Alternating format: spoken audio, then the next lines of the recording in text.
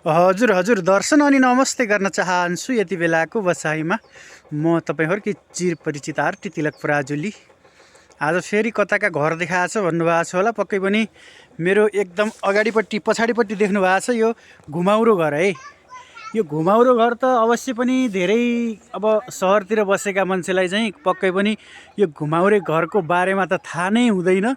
सहरमै जन्मेर सहरमै हुर्किएर दुध कहाँबाट आउँछ भन्दा डायरीबाट आउँछ भने जस्तै अब यो घुमाउरे घरको बारेमा कसैलाई थाहा नहुन सक्छ। पुराना बुढा पाकाहरूले बनाएका घरमध्ये हाम्रो बिहादी गाउँपालिका वडा नम्बर 6 शालिग्राममा यत्र तत्र एउटा दुईटा घर अझै पनि घुमाउरा देख्न सकिन्छ। त्यसमध्ये हाम्रो शालिग्राम गोलाङमा हाम्रो मोहनीलाल पौडेलज्यूको घरमा चाहिँ अहिले पनि तलतिरपट्टि चाहिँ अहिले गाउँहरूमा हुने जस्ता घर भने पुरानो खालको घुमाउरो घर रहेको छ, देख्न सक्नुहुन्छ। यो अब यी घरहरू त अब किताबमा मात्रै सीमित होलान् जस्तो छ। सियार सुसार पाउन छाडे, अब खर पनि काट्नलाई छाडे, वनमा चाहिँ जडीबुटीहरू सबै पात पतेङ्गरहरू चाहिँ ठुल्ठुला रुखहरू पलाएर चाहिँ खर पनि नाश हुँदै गइसकेको छ।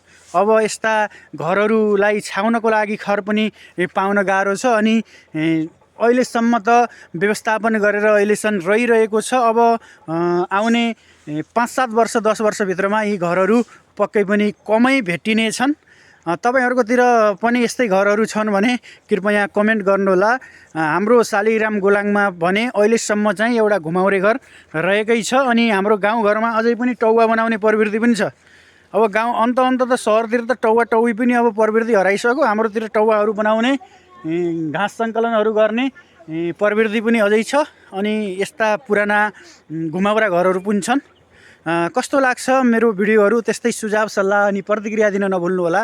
एउटा लाइक गर्ने अनि भिडियोलाई सेयर गरेर धेरै सामु पुर्याउन पनि नछुटाउनु होला भन्दै आजलाई यति नै। अब विभिन्न किसिमका मनोरञ्जनात्मक तथा शैक्षिक किसिमका भिडियोहरू बनाउने छु। ताजा गाउँघरका अपडेटहरू दिनेछु। मलाई फलो गर्नुहोला र भिडियो सेयर गर्नुहोला भन्दै म आरटी तिलक पराजुली पनि अहिलेको लागि बिदा हुन चाहन्छु। जय शालिग्राम।